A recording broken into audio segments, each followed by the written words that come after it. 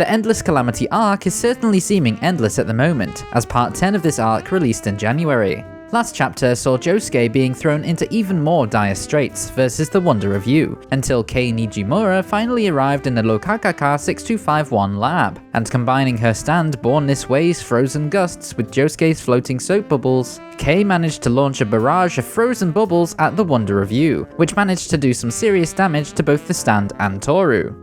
I apologise for the lateness of this video. Motivation has been lacking a little bit for me in this most recent UK lockdown. However, the video is now finally done and released. Although this video is pretty dang late, I hope you can still enjoy my take on JoJolion Chapter 104, even though Chapter 105 is literally right round the corner. With that said, let's get right into the chapter. As always, we start off with the cover page, which shows Morio from an aerial perspective, probably in reference to the falling plane door that is hurtling towards the Higashikata house. Multiple visions of the head doctor is displayed all across Morio, referencing how someone high up on the Wonder Review's kill list will see a hallucination of the stand, similar to that of a Shinigami in Japanese folklore. I really like how this cover clearly shows the Higashikata house and the burned down fruit orchard from the Ozone Baby arc. Moving on to the first page, we continue where we left off at the TG University Hospital. The Wonder Review has taken its first bit of damage ever, and the text on the chapter is once again questioning what the true identity of Josuke's soap bubbles are. As the Wonder Review tries to come to terms with being damaged, Josuke resumes his stand rush by punching even more of the Lokakaka 6251 vials. I'm assuming that he's doing this to push Toru's goal further away from him, and also to continue antagonizing the Wonder Review into pursuing Josuke. The steam erupting from the Lokakaka 6251 vials fills the air, as Josuke destroys more and more of them, before the Wonder Review finally comes to his senses a little bit more. At this point, we see more speech bubbles from Rai Mamazuku, and I'm assuming this is some sort of thought process from the Wonder Review as he tries to figure out what Rai's words meant. These words once again go over the fact that the soap bubbles have something about them that even Josuke hasn't realized. He says that the spinning lines form spherical soap bubbles, and within those bubbles are things that people cannot see.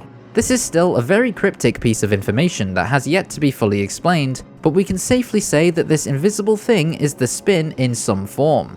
We see the Wonder Review contemplating what just happened and how he had been attacked. The stand mentions that this world follows an interconnected chain of logic. Wonder Review explains that no matter what type of stand ability you have, no ability should be able to break the chain of logic. This statement indicates that an attack successfully making contact with the Wonder Review should be impossible, and that has been seen in previous chapters where Rai Mamazuku got incredibly close to doing damage to the stand.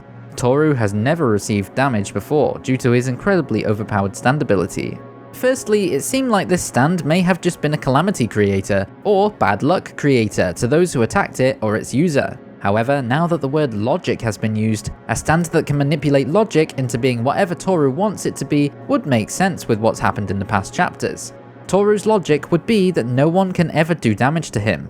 However, a stand that can break through that logic manipulating ability and do damage to him is the equivalent of Tusk breaking through Love Train's dimensional walls in part 7 and doing damage to Funny Valentine. It's apparent that Josuke uses the power of the spin naturally and unconsciously within his spinning lines, just like how Joseph Joestar in part 2 was able to subconsciously use Hamon without knowing what it was. We can see thought bubbles here, which will be Toru's thought process. These thoughts explain that the act of pursuing Toru or his stand is certain to become a severe disaster that is sent back to the attacker. He continues and explains that the flow of Calamity is also the flow of reason, or logic. The definition of logic is reasoning conducted or assessed according to strict principles of validity.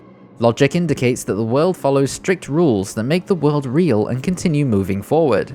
If these rules changed, such as things that don't exist affecting the real world, this defies logic.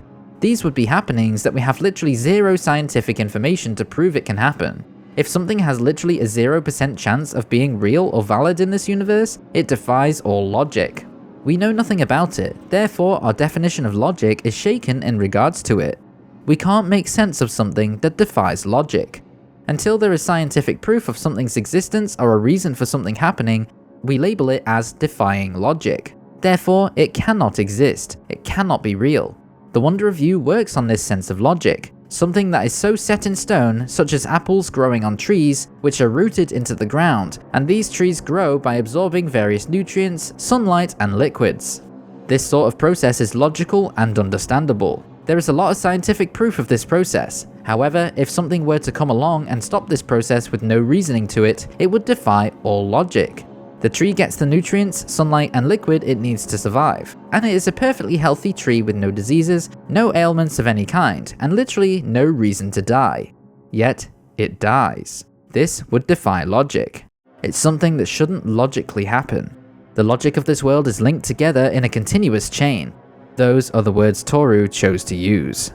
However, if those links were broken, and the continuous chain of logic was broken by something that shouldn't exist, Toru's ability would be bypassed and could be stopped. That is what happened in the last chapter, when Kei Nijimura froze Josuke's soap bubbles and used her ice gusts to blast the hard bubbles at the Wonder Review. These bubbles actually connected and did damage to the stand. Kei shows the phone to Josuke and explains she came to the secret Lokakaka 6251 lab to hand him the phone. Except on the next page, we see that a calamity did in fact strike Kei. The chain of logic was in fact not fully broken. Due to Kei's pursuit stand clashing with Toru's anti-pursuit stand, she managed to get a hit off by combining her power with Josuke's soap bubbles, protecting Josuke from the calamity. Kei was technically the one to launch the attack. Even if it was by using Josuke's soap bubbles, she was the one to move to the top of Toru's kill list in this instance. I was worried about this. I had a bad feeling Kei would be struck by a calamity, and here we see her left eye completely impaled by a piece of metal that had flown off when Josuke was destroying the Lokakaka 6251 vials. The phone falls, and so does Kei, landing next to Rai Mamazuku's body. Born This Way fades away in a dramatic fashion as it seemingly dismantles from the top and fades into nothingness. As Toru continues contemplating the fact that the flow of calamity had been compromised, we see Josuke looking towards Kei's dead body with conviction and anger. Remember, Josuke is part Kira, and Kei was Kira's sister. With these emotions running through Josuke, I cannot wait to see him be able to finally get his hands around Toru's throat. Toru's thoughts continue on as we see the phone fall over toward Josuke's feet. Toru states, if something that does not exist in this world does exist somewhere, if there perhaps exists something that is not affected by the logic of this world. Toru thinks back to Rai's words to Josuke before he died, about how his soap bubbles are fast spinning lines. We swap back over to Toru at the Higashikata house, and we see that he looks absolutely terrified as he continues thinking the situation through. When remembering the words that Josuke's bubbles spin, Toru thinks up the words, could it be? These words indicate that Toru could be familiar with the ancient Zeppeli spin technique. Either that or he's heard stories. Because remember, he's a young man, right? Well, actually, no. It's been quite a few months now since we last heard the term rock human and saw any pages explaining the rock human's biology. Keep in mind, Toru is a rock human, and rock humans are believed to be able to live for up to 240 years. We don't know how long exactly Toru has been on this planet. However, we can assume he has been around for a very long time. His stand was present at Rai's father's funeral, and his father's death was due to the flow of calamity that Toru's stand created. Back in Johnny Joestar's day, he died potentially due to the flow of calamity. When his wife Rina fell ill with the rock disease, Johnny accidentally transferred it to his son to save Rina using the holy corpse. It's possible this entire sequence was a result of Toru's stand's flow of calamity power. If he has lived in or around Morio for all of his life, this would make sense as Johnny died in Morio. This could also indicate Toru is old enough to have been around during the Steel Ball Run race. In fact, it's almost certain. This means that Toru would be over 120 years old at the bare minimum, and if he's using the words, could it be, when contemplating Josuke's spinning bubbles, it's entirely possible he was aware of the Zeppeli spin technique back in the era of Johnny Joestar and the Steel Ball Run race. We don't know what happened to the Zeppeli family other than they left their country after the race had ended. It's possible Toru's flow of calamity had some sort of impact on the family's lives. Perhaps they moved to Japan, either near or in Morio itself, and Toru's flow of calamity began affecting them.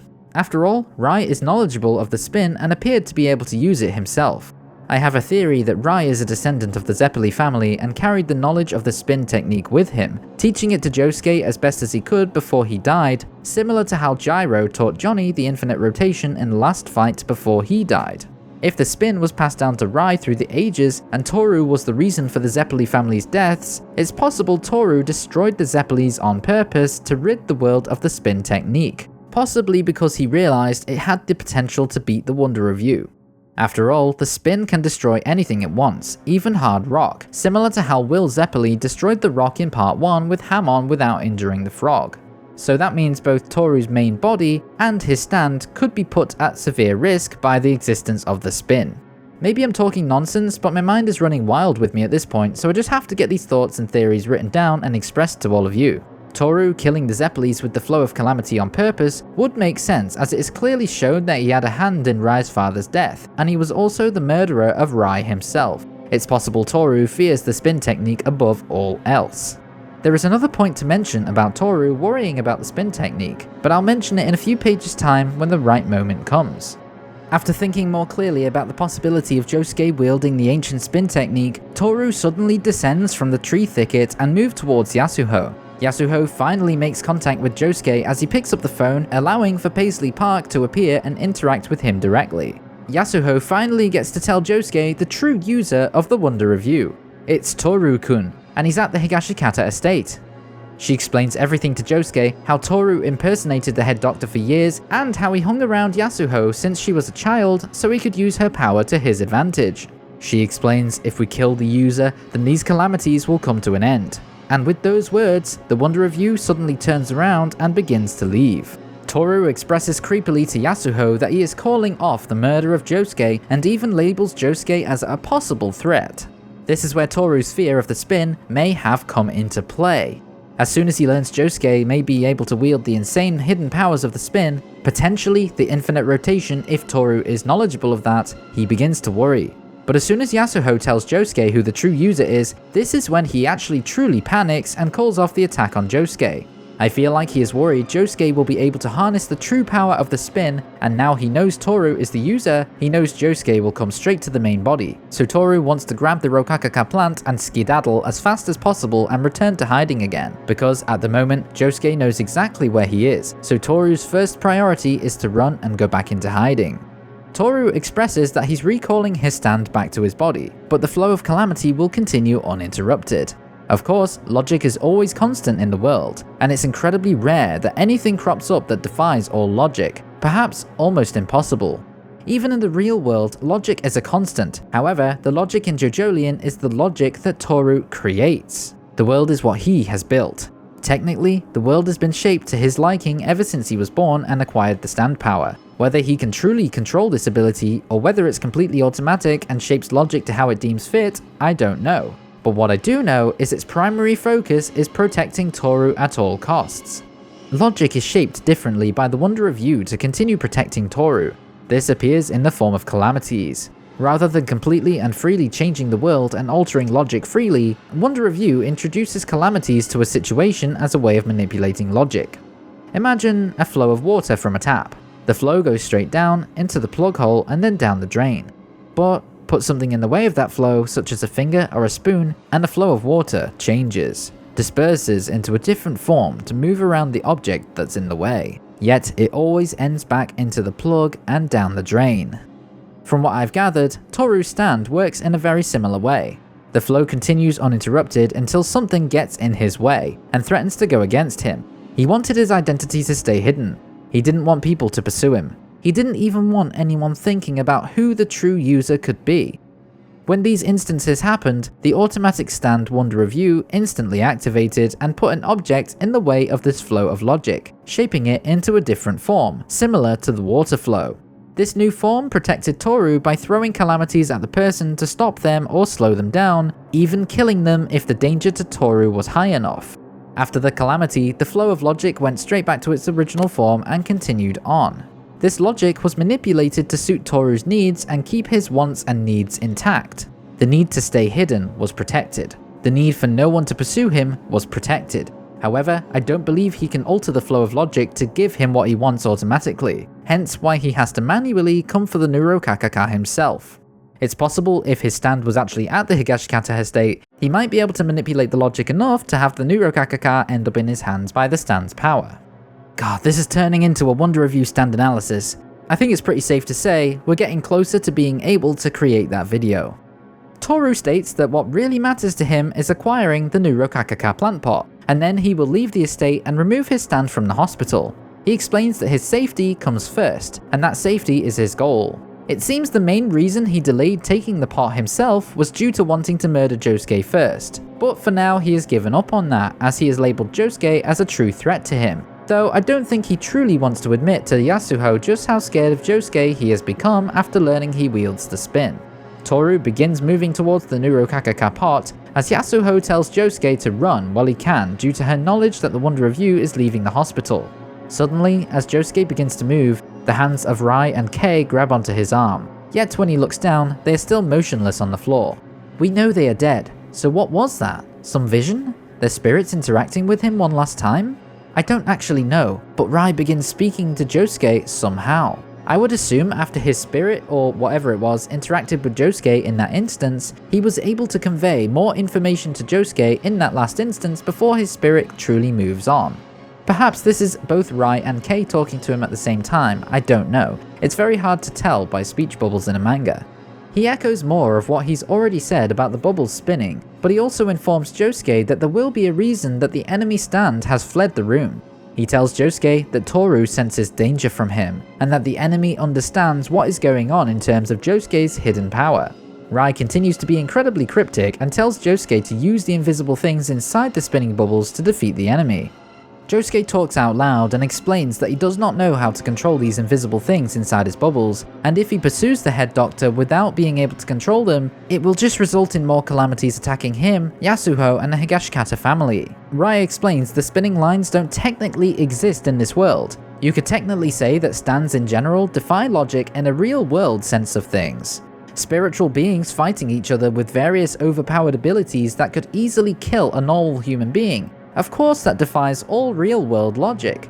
However, in the world of JoJo, stands do still technically exist.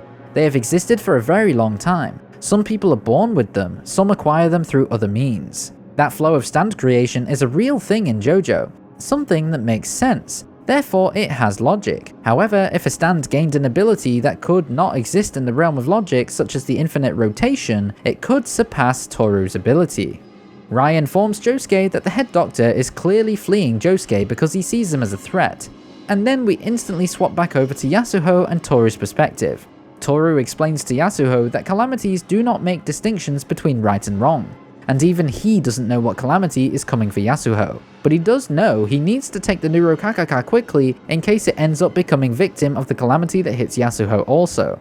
Joshu finally takes notice of Toru after all this time and begins defending Yasuho against him. It seems the previous calamity effect that took hold of Joshu has left him now that the airplane door is falling, so Joshu has now come to his senses. Joshu leaps at him in the same way he leapt at Yasuho previously, but then all three of them notice the airplane panel is headed directly towards them and is getting very close. To answer Yasuho's earlier question of what will happen to me, Toru admits that he now knows what the calamity will be. It's that metal panel headed right towards them. He knows he needs to get away now or he may get crushed as well, but Joshu gets in the way and launches his attack on Toru. Suddenly, a leaf comes down from out of nowhere, seemingly sharp as a razor blade, and cuts off Joshu's finger from his regular sized hand. This leaf was the calamity that befell Joshu. However, it only took his finger and didn't kill him, because Toru and the Wonder of You did not deem Joshu a true threat to Toru's life. In his pain and shock, Joshu falls backwards, also knocking Yasuho over too. This gives Toru enough time to freely grab the Nurokakaka plant pot. Yasuho informs Josuke in a panic that Toru has now acquired the Nurokakaka. With the airplane panel heading directly towards Yasuho, Josuke now has very little time to stop the Wonder of You before Yasuho is killed. His only choice is now to take the head doctor down. Destroy the stand, kill the user. It's a very simple idea, but it's much easier said than done, especially when it comes down to the Wonder of You. Josuke begins running after the Wonder of You and readies a soap bubble from his finger. As the head doctor comes into view, the spinning line of Josuke's soap bubbles are displayed. Rai's words echo in Josuke's head once again, and how there are things Josuke cannot see inside his soap bubbles. We then hear one of the biggest and most useful pieces of dialogue in regards to Josuke's entire goal in this series. His goal is to break the curse that the Higashikata family are suffering from, and save Holly from her curse also. Rai states that the invisible things inside Josuke's soap bubbles have the potential to overcome a curse, being able to break the Higashikata family's curse as well as Holly's. We saw Johnny Joestar was able to transfer the curse from his son to himself by hitting his son with the power of Tusk Act 4, which I assume was the infinite rotation. This transferred the curse to Johnny, saving his son. At the same time, his son George was sat on the briefcase that held the Holy Corpse, and the equivalent exchange power of the Holy Corpse saved George, but transferred the curse to Johnny instead.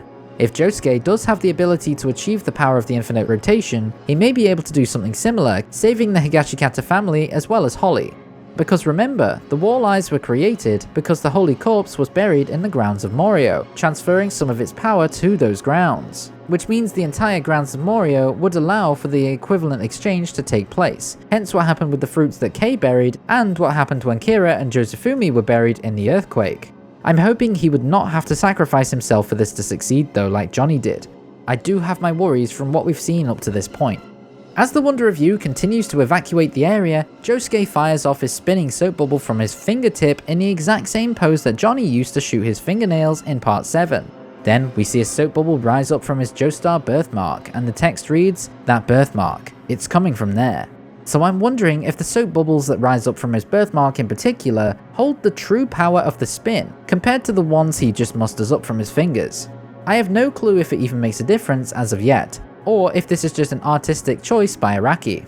I know Josuke desperately needs to take Toru out here and now with this hit, otherwise Yasuho may die. However, I really don't want this battle to end this way.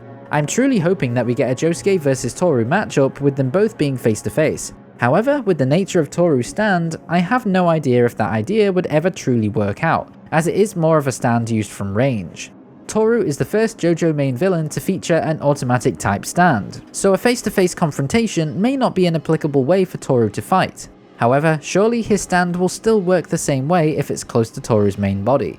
Either way, I know Araki will find a way to make a final fight very, very interesting and fun to read.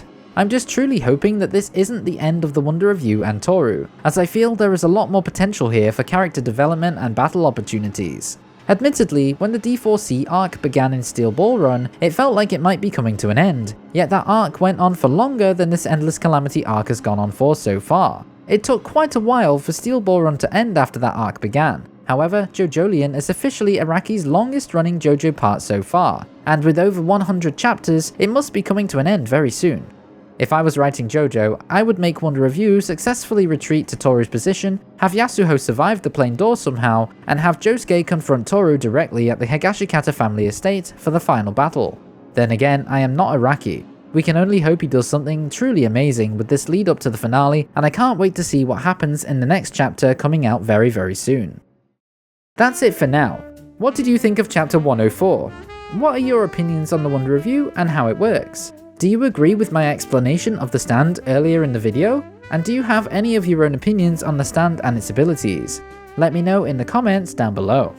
If you enjoyed this video, then it'd be great if you could leave a thumbs up on it down below and maybe even subscribe to keep up with regular uploads and stand analysis videos. Once again, I apologise for the lateness of this video, and I'm well aware that chapter 105 is out very, very shortly. I'll try my best to get that one done a bit quicker. Thank you so much for watching, but until next time, Bizarre Star Platinum out.